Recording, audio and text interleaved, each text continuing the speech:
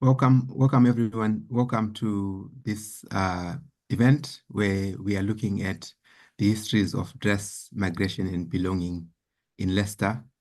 As part of the conversation, Dr. Svenja Bethke, an associate professor in modern European history, and Jess Amoako-Acheampong, a PhD student at the University of Leicester, will give a presentation on research they are conducting, looking at how dress allows us to explore questions of belonging and identity.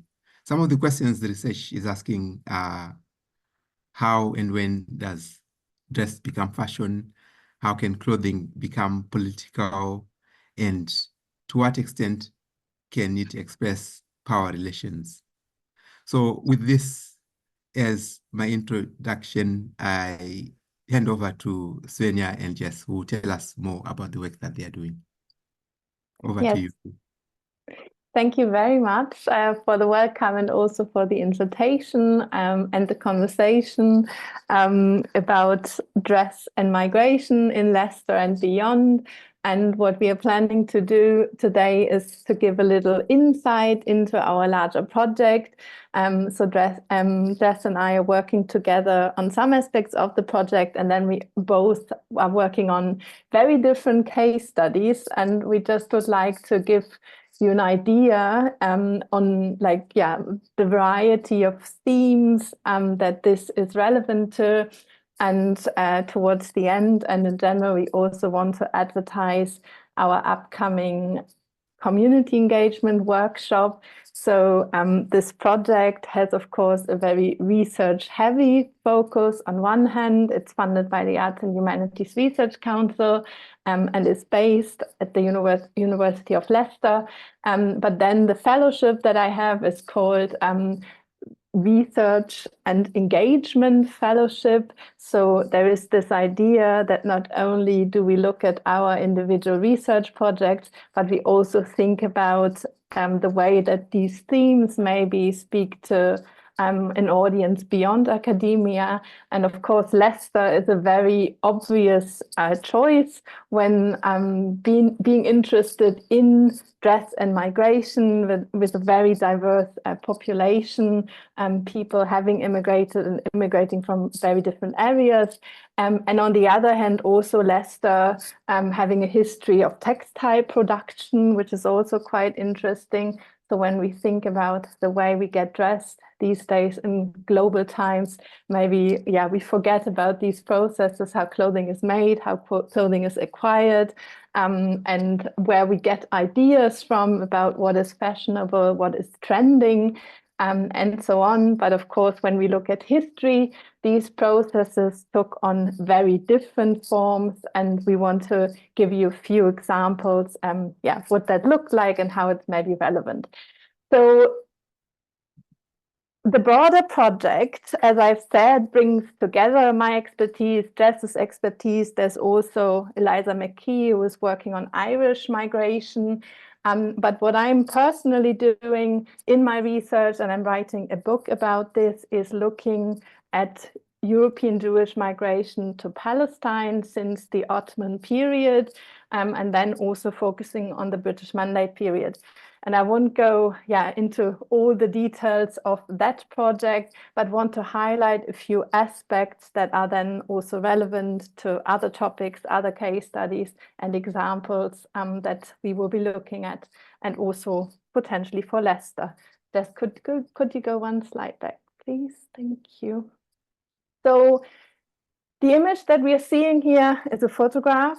And of course, these days we live in very visual times. So we are all circulating Instagram images, taking selfies and so on. So sometimes it's important to remember that taking photographs took on very different forms in the past. So not everyone had a camera, and certainly not integrated in a phone you were carrying with you.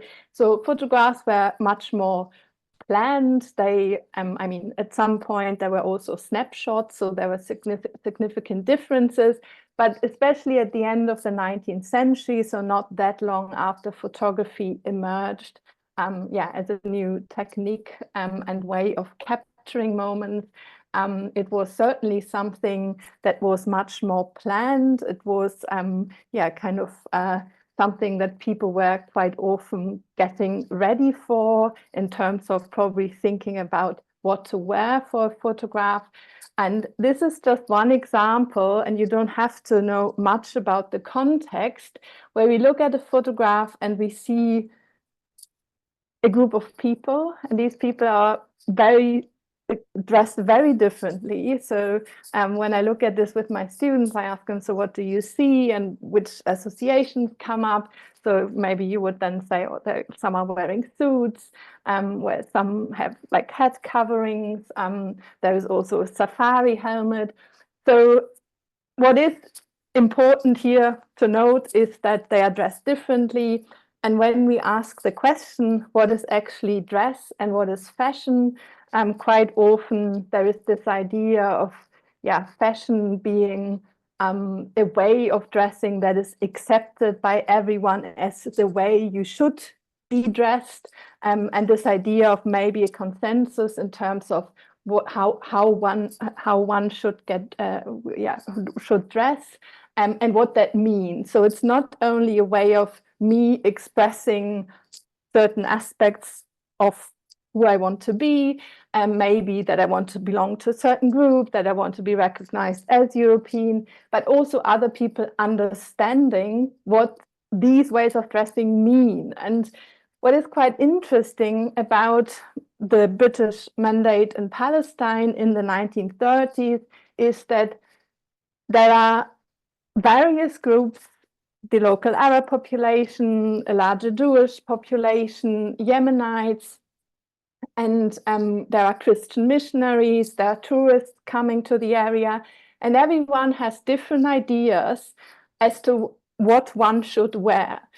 And there is not a centralized textile industry yet, and there is no consensus as to what the fashion is. People come with different ideas. And this is what I think this picture shows quite nicely. Of course, we could say a lot about what these items mean. For example, I doubt that these are local people in the image, but what was quite common, and when we think about power relations and colonialism and all these ideas, that these are also Europeans who were kind of trying to imitate the way that they perceived the Arab population, in kind of copying the way they were wearing their keffiyehs and so on. So we could add a lot more to this, but the point I want to make here is that when there is a lot of migration, there are different ways of dressing, and people come with different ideas what is appropriate. And certainly it was very hot, so a tweed suit was probably not the most obvious choice when it came to dress. Okay, let's see. Yeah, and this is my second slide, and I know there's a lot of writing on there, but I think what is important to mention is that ideas and ideals were not only communicated through photographs and visual means, but also through guidance and descriptions.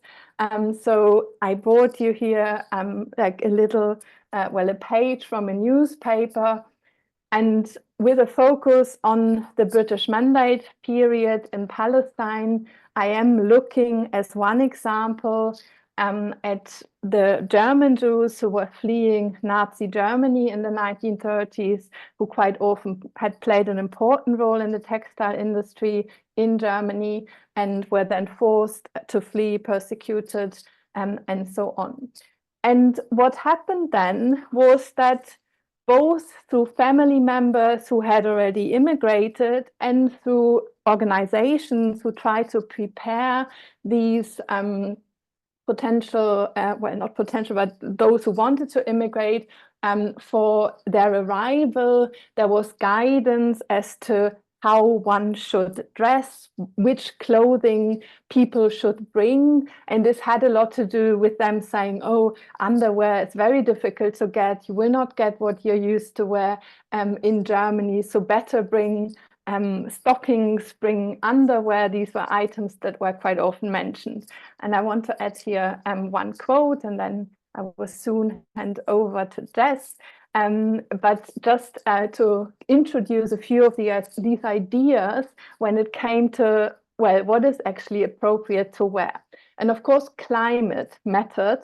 It was Central Europe versus the Middle East. Of course, the climate was very different. So one paragraph from this guidance says, appropriate purchase for Palestine, new criteria for preparation are required regarding the change from the European to the Palestinian climate. Hereby, one has to differentiate between the necessary and the superfluous when it comes to clothing. So this discussion between the essential and what is functional, what covers our body versus the aesthetic, which is quite often then associated with fashion and something that goes beyond the simple covering the body and feel protected, is something that also comes out here. And there is a lot of guidance on how to wear a hat, how to be protected from the sun. And what we know today, using sunscreen didn't really exist at the time. So people really relied on exchanging advice in terms of how to protect themselves from the sun. And this is one example.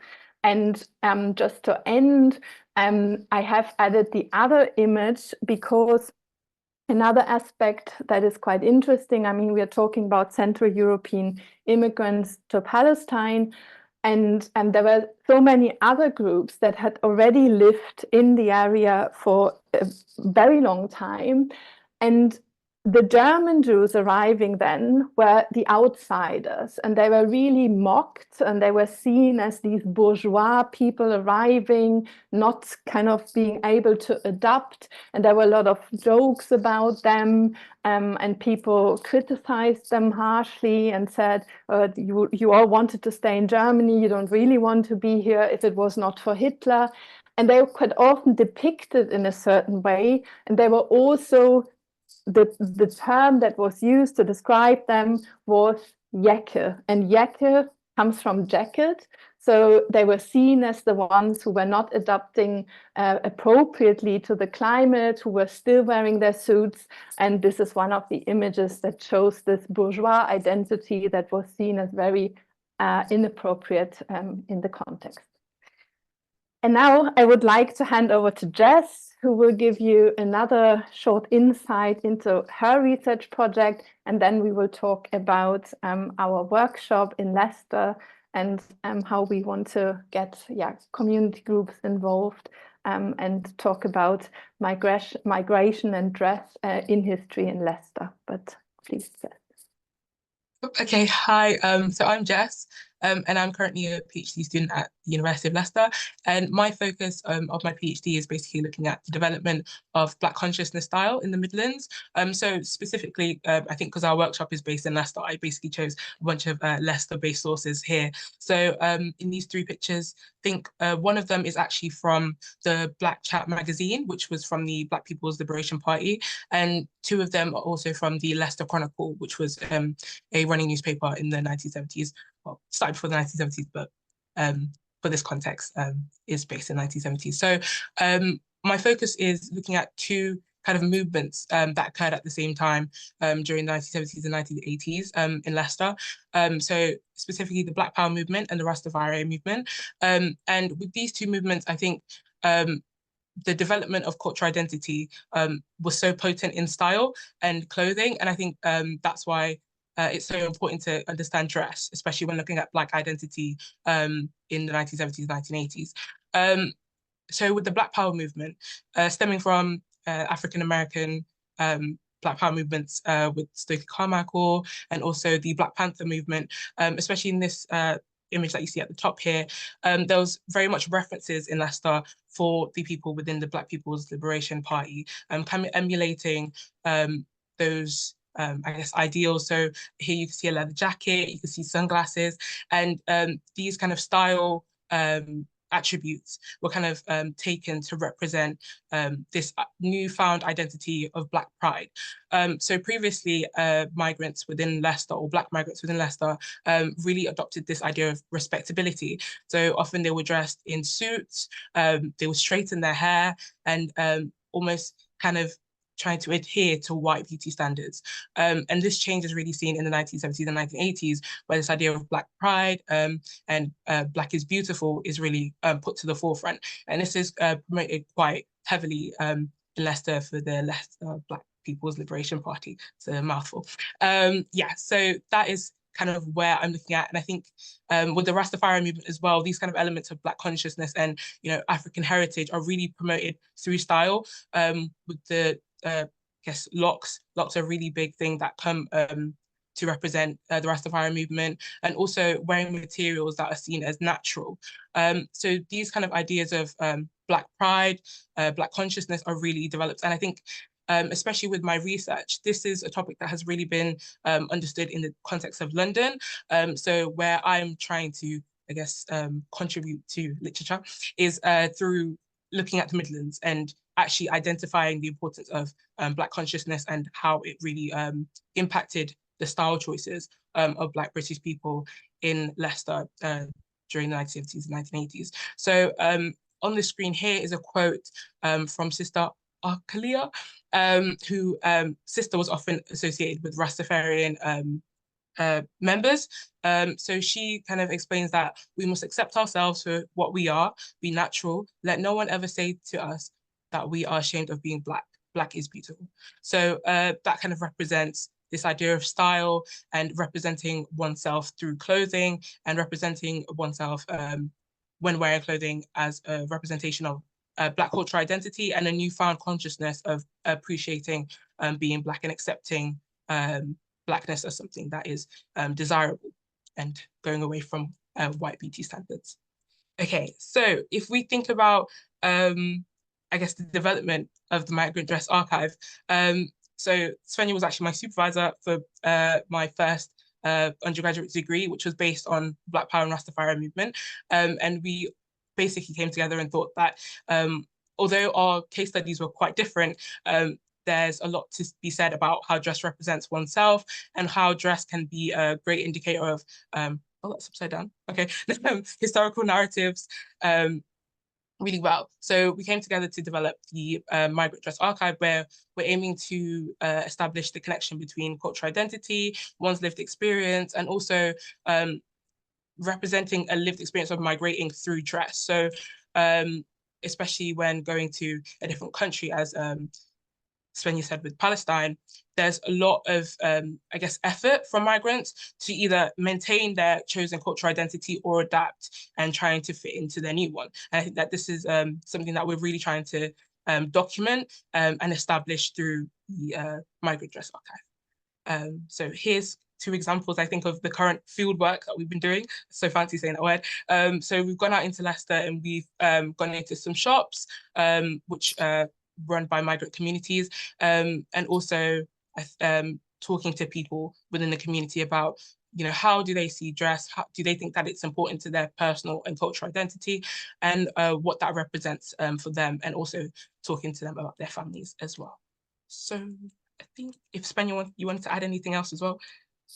No, that's all brilliant, and I think yeah, thinking about ways to reach wider audiences led us to partnering up with Leicester Museums and Galleries, and I'm very pleased to see that Mark is here. So we will be holding 2 workshops actually. One workshop is really yeah, addressing people in Leicester, and it will take place on the 12th of October, so in 10 days time, from 11 AM to 4 PM on a Saturday. And the idea is really to reflect on one's own journey to Leicester, and in that it can be and will be a variety of journeys. I mean, I see myself as a migrant to Leicester, and thinking about how I changed maybe the way I'm dressing could also be included in this. So we are very open-minded, but the idea is to explore very personal histories and maybe how one feels about home through dress items or outfits. So on one hand, we invite people to come along and bring one item of dress, or it can be jewelry, it can be accessories that are somehow related to their journey to Leicester or their family's journey to Leicester. So it doesn't have to be something one is wearing in kind of every day or even at all, but something that maybe has been preserved, that has been handed over, or that is kept, or it can be also very contemporary examples. So it's really the focus on material objects, on clothing, on items that are somehow related to histories of migration in Leicester, and it can be oneself or the family. We also are open to people bringing in photographs, so appreciating that it's another theme that when people are traveling or forced to migrate or decide to migrate, that quite often clothing cannot be brought along in the way we would like to. Sometimes luggage is limited. Certainly in my historical case study, it plays an important role when people were often had very little time to get prepared.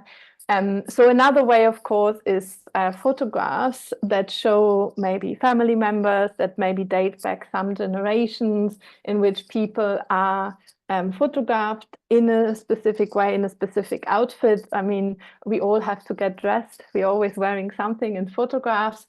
And maybe what these photographs provoke in people in terms of memories about the family, maybe kind of changes, or anything related to family's history. So photographs and dress items can be brought along, and we are planning to have a very interactive workshop to work in groups and tell people's histories of migration to Leicester through these dress items. Yes, perfect. Yeah. So as basically everything that Svenja said, basically just trying to get different communities together to understand why dress is important to them, but also why dress is important to other community groups that might be outside of their own. That's all. So I think we've done. So we are open for a Q&A from any questions from people listening in. Hi, Aaron. This is your chance to ask questions. Don't be shy. Does anyone have any questions? If you do, just unmute yourselves and just speak. Shall I start? Hi, Hi, everybody. Hi, Jess. Hi, Svenja. Hi. Just for those of you who don't know, I'm the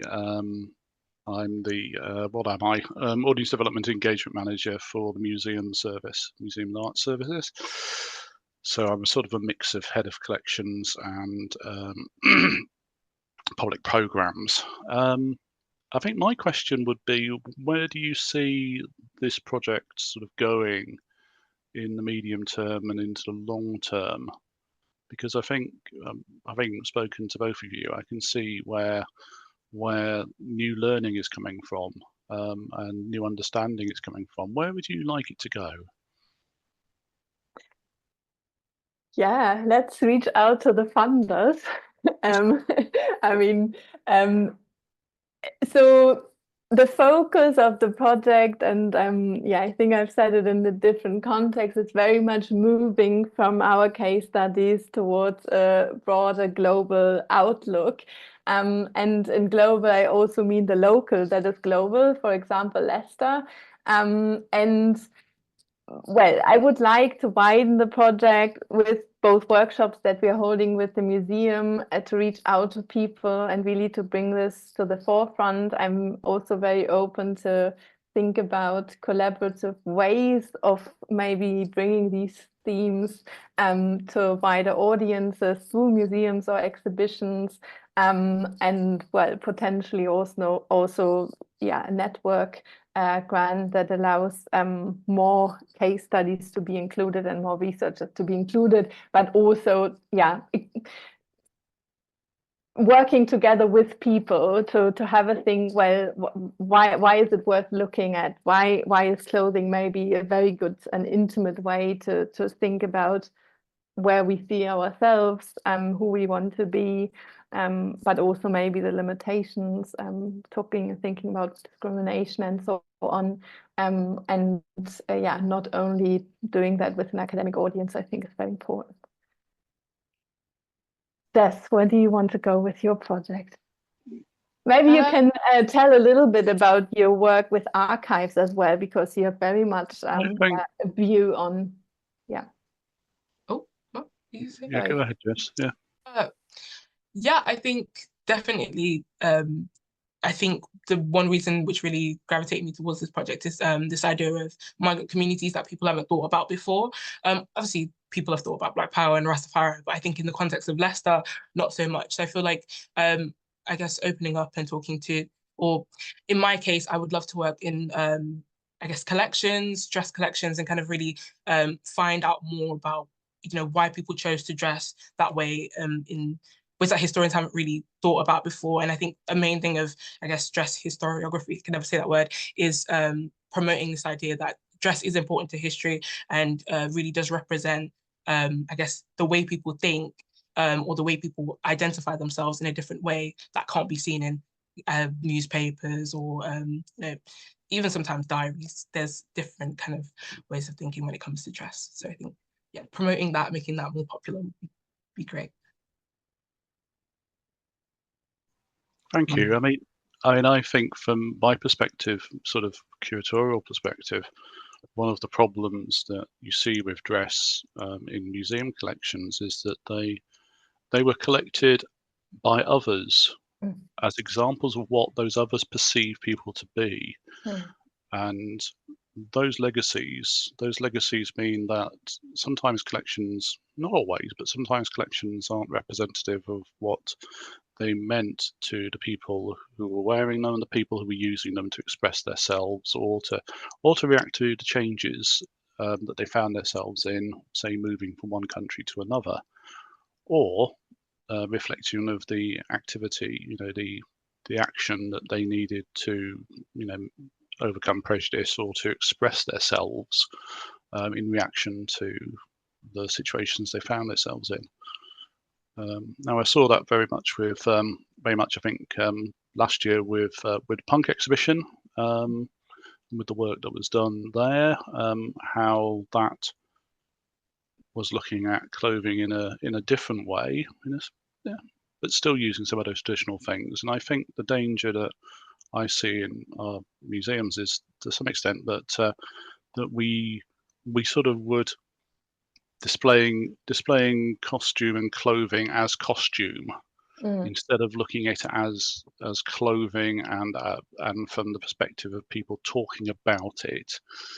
It sort of leaves you sort of perpetuating some of the traditional ways of looking, which I don't think connect emotionally with people and leave them rather cold. So I think some of the things that you've been talking about and the things that you've shared with us so far are going to give us new ideas about how we can present these things as we move forwards and get ready for the big social history projects and major social history displays in 2027 through to 2030, which is where we want to do something very different with how you traditionally do social history. But I'll shut up at this point because no, it's great, and I think from the museum's perspective and the idea of exhibitions, it is so interesting, the limitations that costumes represent, but of course we always have limitations when we look at history and primary sources. So this is where our idea of bringing in the voices of the people comes in. If it works out, we will have to see, but the combination, and Jess and I are both doing that in our projects as well, including oral history interviews, trying to ask people about why did you choose to wear this, or what does it mean to you, or what does this provoke, or the memories it brings up. But it's just we are trying. Yes, yeah. I don't know, Mark. Maybe you could say a little bit more about Leicester Museum's own collection and archives around dress, because I think I saw the punk exhibition, and I think you've also done quite a lot of work with Ugandan Asian, but I've not seen much on other groups that are in Leicester. I don't know if. Well, I mean, I think. Sorry, let's check this is working. I mean, I think those are the big exhibitions that were sort of co-produced as they've gone on. I mean, we do tend to work with a very wide range of different people in terms of exhibitions. So, for example, just opened, what was it, last weekend was Carol Corrier's exhibition from South Asian illustrator, who's famous within his own communities and in India, but I think outside of the South Asian community isn't that well known across other across other places. So I think a lot of people don't see some of our engagement work, but I think in terms of our costume collection, I think one of the issues there is that after the closure of the costume museum in the city, there was no real sort of successor space in which those items could be explored, and to some extent, the city's collection of clothing is a massive untapped resource. It's collected over a long period of time, collected by people who weren't from the communities that it was sourced from. Contains, well, I mean, on a majority until I think possibly sort of the late 90s, when you started to have some contemporary collecting. And contemporary collecting has been sort of patchy over the last couple of decades, happening as projects rather than being able to be mainstreamed, and that's because of resources and partnerships and other things not really fitting together very well in that area. But I mean, it's very strong on things like it has a lot of 1970s material from different Muslim communities. But again, they were selected as representative examples. So from sort of my perspective, looking at it in sort of in anthropology side, it does have those real dangers of it being an anthropological study. This is what this looks like. This is what people in this country look like. And that's sort of, perpetuated by this idea of sort of sticking things in boxes with labels on them and saying, here's Somali clothing, here's clothing from this place, or here's clothing from Chad, or here's a sock type. This is a specific groups thing. And life's not quite like that. It's much more complicated, and you're not asking people for their understanding of what that means. And what you need to do is to open up those collections to more researchers and have people challenge what has been said previously, and to recover what was the original meanings for people. That's the difficult bit, particularly as we go with collections that are older, where the information isn't there. Which just underlines the importance of contemporary work and social history work in collecting oral histories, so that you have understanding, or a better way of understanding of what people are wearing and why.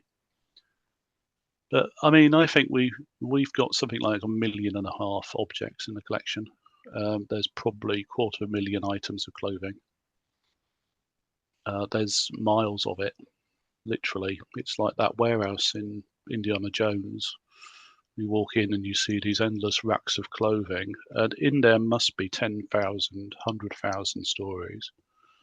And has it been... and those need, and so there is a scale there about what can you do, but the thing is, you've got to take a step forwards and say, how do we move away to this?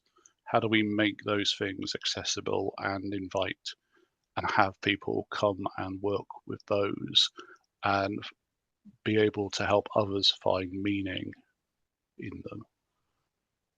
Because no one service, no one museum service is going to have an expert in every single thing under the sun. It's impossible.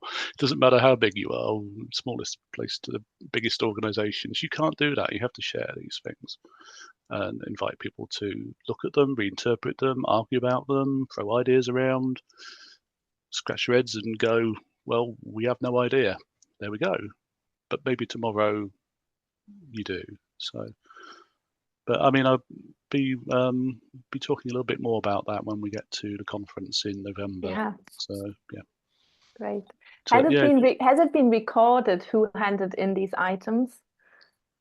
Yes, I mean, I think yes, the collectors and they. Yeah, so you do have you do have lots of different types of collectors. You have individual families who are donating because these items were collected through travel or through service or colonial service, that sort of thing going on. You get people who are focused collectors. In the way that you had people like Harry Peach, the founder of the Dryad collection, looking at collecting basketware and weaving material because they're a collector and they're interested in this and they want an example of everything, which is great. And I really like collectors. They're people who sometimes get a lot of stick, but they actually are interested. They're enthusiastic about things, and if they didn't do it, a lot of stuff does get destroyed or disappear or gets discarded every day in as we move from one style of toy, fashion, clothing, drink, food, whatever, to another one. But we lose the context in a lot of cases, and I can think of lots of examples where the context goes. So I think there needs to be more multidisciplinary partnerships, which is why we always support that work with the university, because it can bring in new people and some new perspectives. Thank you, Mark. I think, Svenja, you wanted to say something. Yeah, I have a few questions myself, and then I also wanted to ask Jess to share more details in case people who are in there in the audience here or later on we will share this recording as well are interested in coming. So maybe we can be a bit more concrete if people want to get in touch and are interested in coming on the 12th of October. I was just because talking about different case studies, and so that would be the second thing. I was just wondering if Jess, you could say a little bit more about style, because I think it's such an interesting term, and we talk a lot about dress and fashion and trends and so on, and style is a word that everyone uses constantly, contemporary times, and maybe you could just say a little bit how you understand style, maybe how it was understood at the time that you are looking at for the Midlands, and that would just be, I'm curious. Yeah, definitely. I think in my work, employing the term style is a reference to hair, clothing and accessories. So especially looking at the Black community in the Midlands in the 1970s, hair was so significantly important that it was seen as like a separate representation of one's personal beliefs. So, Aaron? Hi. I don't know if you want to say something. No, but and your thoughts, go on speaking. It was Aaron. for afterwards. Oh, sorry. Okay. Yeah. So hair was seen as something that was so integral to one's personal and cultural and political beliefs. So, for example, a lot of Black men in Leicester were being targeted for having dreadlocks during the 1970s and 1980s, it was linked to this idea of, I guess, being idle and kind of not contributing to society because it was associated with, you know, drug use, which is almost kind of still maintained. But the idea of having dreadlocks represented your own personal, I guess, connection with the Rastafarian faith, but also this idea of abandoning the term Babylon, which was a definition of, I guess, white man's land, and kind of this idea of living in this capitalist and very white-centered community. So in terms of style, I almost kind of represent different elements of one's self-presentation rather than just clothing and dress. Style is represented in hair, also the way somebody might wear, you know, a necklace is represented of their own kind of personal beliefs. Sunglasses also is kind of a way to, for the Black Power movement to kind of, I guess, shield themselves and hide themselves from authoritative figures. So there's a lot of meaning behind accessories and hair that has almost not really been, I guess, promoted or understood as well in I guess, dress historiography. So that's where I kind of define style and its importance to the context of Black Power and Rastafari in the Midlands during the 1970s and 1980s. Thank you. Maybe now, Aaron? Yes, sorry, I thought putting my hand up rather than interrupting, but then did I've never interrupt done you this anyway. It's fine, don't worry. This has been fascinating. Thank you. It's been great hearing about the work that you've been doing. I suppose, like, a couple of questions, just building on what Jess was saying. Does the idea of style feed into your work, Svenja? As well as the kind of clothing, what other kind of aspects of style have come out? And then I really wanted to hear more about your field work. Going into shops is a really interesting way to approach this. Did you get to speak to many people, shop owners, customers, and what kind of things were they saying? If you did, I mean, you know, university ethics approval, you know, permitting, you know, you might not be allowed to share some of the conversations that you had. But it seems like a really interesting and innovative way to kind of approach this, to go to like actual places where people are buying, consuming dress. So yeah, just wondering if you could say a little bit more about that.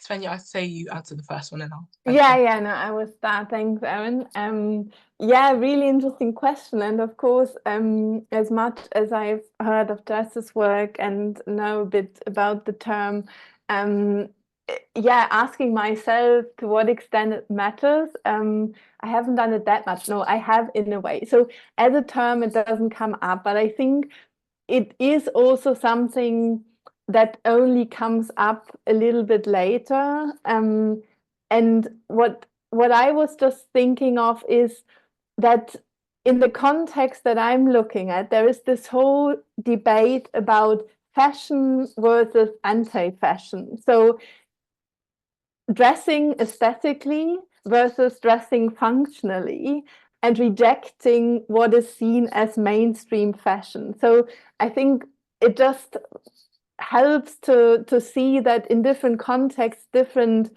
kind of discussions are going on. That quite often, and what Jess just said, I mean, talking about style as kind of criticism, a rejection of certain aspects, that is certainly something that comes up in my context. And when we think about headwear, and also I showed one photograph, there are many studio photographs where you have kind of guns and arms as elements, almost as accessories. So with these Jewish self-defense groups, it's like an element of kind of being represented in a certain way and being photographed that way and sharing these images. So yeah, maybe the term style would be more helpful than I was thinking until now. It certainly, as historians, as you know, we are always looking for the terms that are used at the time, nothing that comes up as such, but this idea of not only fashion as dress is relevant, of course. Yeah. And thinking about the field work that we did. So what we organized to do was kind of just get people aware of the workshop that we're doing on the 12th. And it kind of steered into asking people about, I guess, dress and their experience of migration and dress. And we actually spoke to, I can't actually remember where we were, but it was near the market. And we spoke to one man, and he showed us a photograph of him. He said he was a king up to, debate. But it was amazing seeing his cultural dress. I think he was from Turkey, don't quote me. And it was really interesting hearing how he represented himself through his chosen attire. So he had the whole shebang, hat, everything. And it was quite, I guess, like regal. It actually was quite regal. So whether you take it or not, it's up to you. But yeah, there was a lot of different experiences. And also talking to the owners of these, I guess, shops was also really interesting. Some people just want to get you out as quick as possible, but some people are open to talk and engage and want and I guess think the idea of talking about migration and dress is very important. And yeah, we're very happy to talk about it and talk about the project as well. So yeah, that was kind of where we got a lot of steps that day. I can say that. And certainly, I mean, just to add that there's certainly a BA thesis, an MA thesis, and a PhD in that. So if someone is keen to explore that in a more systematic way, there are amazing histories. We saw it as kind of getting into conversation with people. But something that I found really interesting is how these shops are also, and we also worked, we talked to tailors and like where you get like the fabrics and so on, how these are also spaces of like conversation and meeting points. So people quite often come in and then their friends standing there and they had the sewing machines out. Of course you have that in other shops as well, but personally I always remember, it sounds like my mom was sewing for me, and I really enjoyed this kind of process of me sitting there and her making something for me. And it almost reminded me of that, how these spaces in the city of Leicester also seem to be these kind of spaces for interesting encounters and exchanging ideas. So yeah, there's certainly more that could be done. 100%. Sounds great, thank you. Is there time to ask another question? Sorry. Please. So I'll admit I don't know much about the kind of timeline of the Ethiopian Jewish migration to Israel. But have you found much kind of documentary or pictorial evidence, photographic evidence of the kinds of dress that Ethiopian Jews were wearing after their arrived in Israel? And is there much difference from other groups? Yeah, no, thanks, Aaron. I mean, I gave you a very brief insight. Basically, the migration of the German Jews in the 1930s is only one small aspect, one chapter. And I have long debated with myself to what extent I include all these other very important migrant groups, where you also then have, kind of very important dynamics of like power relations, who gets to define what is fashion and what isn't, what is represented in the national, what then becomes a national identity or supposed to become a national identity. Of course, it's very different. Racism in so many ways is absolutely at the core of many of these debates when it comes to visual representations. And of course, it's the European Jews that are the ones that dominate the kind of discussions about what should be seen as fashion. So something, and now I'm kind of moving a bit away from the question that you've asked, but just to give another confirm that there are so many other groups, and what I'm looking at, just because of the time period I'm focusing on, it's just the Mizrahim, so Jews from Arab countries that are arriving, and there are all these kind of workshops for them to do embroidery, but of course those who are leading the workshops are European immigrants. And yeah, it is, well, as historians, we describe and we analyze, and certainly like the whole, yeah, Orientalism, so where it fits to have them integrated, and similar thing with the Ethiopian Jews. So where it fits into the narrative, and maybe like representation of a colorful, very diverse Israeli state, it's integrated, and like their dress is integrated, but where it doesn't fit and where they want to still emphasize, oh, in a way we are European, then it's kind of neglected. Fascinating. Thank you so much. Aaron, how would you answer your own questions? Oh, I wouldn't. What were my questions again? I've forgotten. You were asking about style, and you were also asking about Ethiopian Jews and their representation. Yeah, I mean, I've not really looked at style in sort of my own work. I work on contemporary British urban history.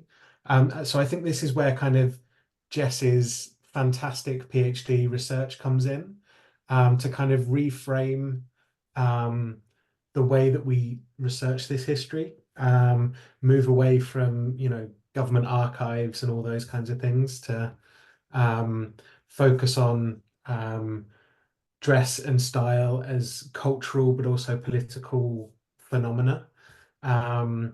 So yeah, I say it's something that I can't really answer, but luckily we have Jess and Svenja doing amazing work. That's a bit of a cop out there. It's fine. It's good enough for We me. appreciate it. Thank you very much. Jordan, I don't know, do you have any questions? Or okay. Yes. So we come back to you. Actually, before we come back to you, Svenja and Jess, I've got a question for Mark. Thinking of the focus of Jess' work, has Leicester Museum's done, how much work would you say Leicester Museum has done around Black Leicester or African Leicester? Well, a very good example of that would be the Castor project, which has been went on between 2021 and 2024. In fact, we're just finishing off the last supporting project now. So Castor was a partnership with Opal 22 and explored 5 previously deeply overlooked artworks from a set of Mexican Spanish works, which are known as Castor. Castor is a art style where people were placed into arbitrary racial groups for political ends in Mexico. They're usually in sets of about anywhere from 12 to 16. And they are deeply racist paintings of the 17th, 18th century. They were used to show that there was a hierarchy, and that white European males generally were of high status, and then as you intermarried and you got mixed, in inverted commas, race children, you had people who were of lesser value. I think that's the short version of a very complex subject. There was a big exhibition created by Tara and Rowe in 2020, hang on, when was it? 22, 23. And those paintings were conserved, brought back to life again by a conservator for us.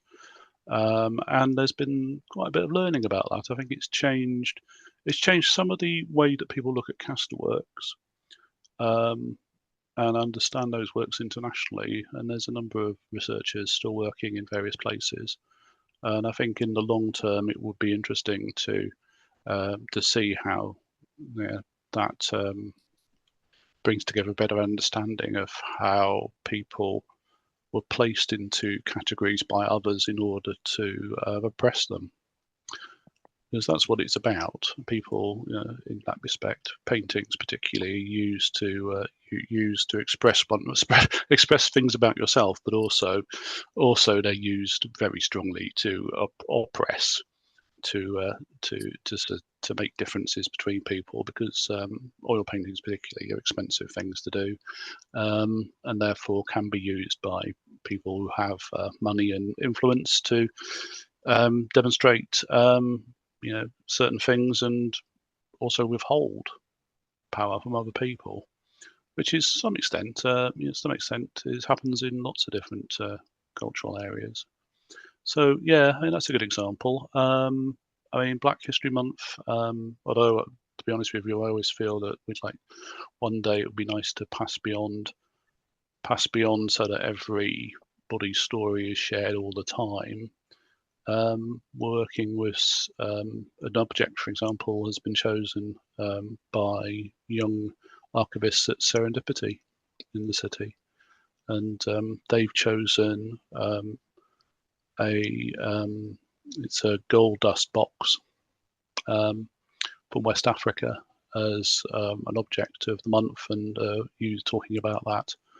And demonstrating that these things were once simply called a set of weights for measuring things. Well, they're not. They were the collection of gold dust is to do with family's position, family's power, and then there's those resonances into how that was used as a bargaining tool by Europeans to enslave Africans, and to pay for enslaved people. So there's some serious resonances in a very simple object, and it's about looking at things in a different way. My personal sort of feeling is that I think museums are changing slowly, but they're changing because the pressure is coming from people having conversations and better understanding, particularly. And that needs to continue. I'm personally in favour of repatriation of objects to source communities, because I feel that the collecting of them has been something which was unjust. There we go. But again, all these questions are there to have conversations for. So because there's more we have more in common than divides us, I always feel, and by having those conversations, we'll get there. But it's a long process. It's going to take years. You're not going to. Excuse me. Always does that. Medicine alarm reminded me to take my meds. There we go. Shut up. I switched it, put it on silent, and there it goes. Like typical. Yeah. But no, having conversations, talking about things, sharing these things, and not being scared to talk about them. That's the important stuff, and to move forwards. And yeah, I mean, there's only so much time in the day to do certain things, but those conversations need to continue, because I think that I don't speak for anybody really but myself, but I see the way that traditionally museums haven't represented everybody and haven't been for everybody. And my whole career has been about widening access, finding ways that people can participate, and trying to break down those old ways. And that's will still be going on after I've gone, because it's a very long journey to reset hundreds of years of how Europeans viewed other people, and that's got stuck in people's minds.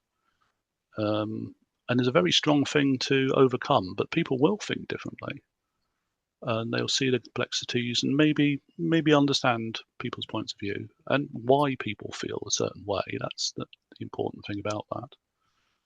Is that sort of, I know that's a bit long-winded answer, but maybe it's there's a lot to talk about there. That's a very difficult question, but I think by doing projects like this, by talking about these things and by presenting the complexities of style and fashion and self-identity through clothing, you can start having those conversations in safe spaces where everybody can contribute, and hopefully that will start to change things or continue to change that has started. I'd like to think that.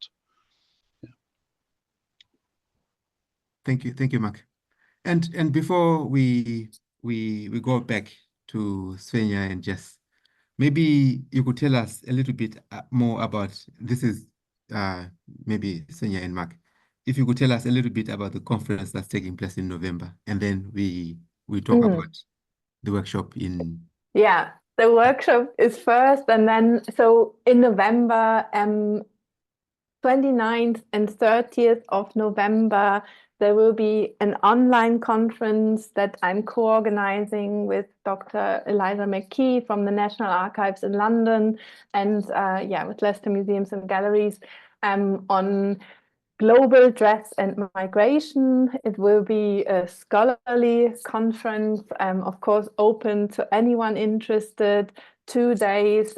We have already invited scholars, so we had a call for papers. So there will be dress historians, curators, cultural historians talking about a wide variety of case studies that all address some of the questions we have been discussing today, in terms of belonging, who gets to define what is fashion, and it was our aim to move away from a Eurocentric focus and include a wide range of scholars. It leads now to some challenges in terms of scheduling, because people are in different time zones, but everyone will be invited. We will advertise the link. It will be online also to make it accessible really to a global audience, and we are also planning to record talks. It will be online on Zoom, and probably be very exciting, and there will also be a keynote on the topic, we will advertise that on our social media accounts. Thank you very much. Thank you. That's really fascinating and interesting. I don't know if you've got between you and Jess, I don't know if you've got anything that you would like to add, emphasize, or stress before we finish. I just want to say that please tell your friends and family to come along on the 12th of October at the Leicester Museum Gallery. Wrong, but yes, please come along. And we're advising people to bring either a photograph, as Svenja said, a photograph, an item of clothing, or an accessory that represents one's personal journey to Leicester or family's journey to Leicester. So that's the main thing happening next week. So yeah. And we do have an Eventbrite page. You also find information on the website of the Newark Museum, Leicester Museums and Galleries. And Jess, maybe you could name the Gmail address that people also can get in touch at the end. And of course, if in any doubt, Migrant Dress Archive on Instagram. We also check messages there, and it's really open to anyone, but we would appreciate if people could let us know beforehand, not least because there will be lunch for everyone and it will be really interactive thing happening. We are doing some group work, no one should feel intimidated, we are very much looking forward to it. It will happen, as Jess said, at the museum in Leicester, but please, if possible, get in touch beforehand, and then we can also send you some instructions. There's not much to do, but maybe some questions to think about when choosing what to bring. There's no right or wrong, but ideally bring something that will provoke interesting conversations about dress and migration in Leicester, or just migration. Jess, could you just say the Gmail address in case people want to get in touch via email? Yes, and also if we could have the slide for the workshop. Yes, absolutely.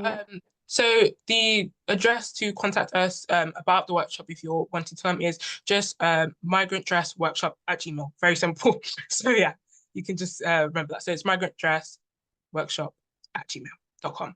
That's and it's also, if you struggle to remember that, it's also on our Instagram, which is Migrant Dress Archive. So yeah, either ways, that's the best way to get in contact with us. So hopefully see you there, or anyone that you invite there. Thank you. So on that note, I say thank you very much to you, Jess, and also to you, Svenja, for the absolutely fascinating discussion and presentation on the work you're doing. And thank you also to Mark and Aaron for the questions, and also for the insights that you've given on work that's happening in your own research and also around Leicester. And to everyone listening, see you on the 12th of October at Leicester Museums and Art Gallery for the Migrant Dress Workshop. Thank you and have a brilliant rest of the day. Thank you. bye.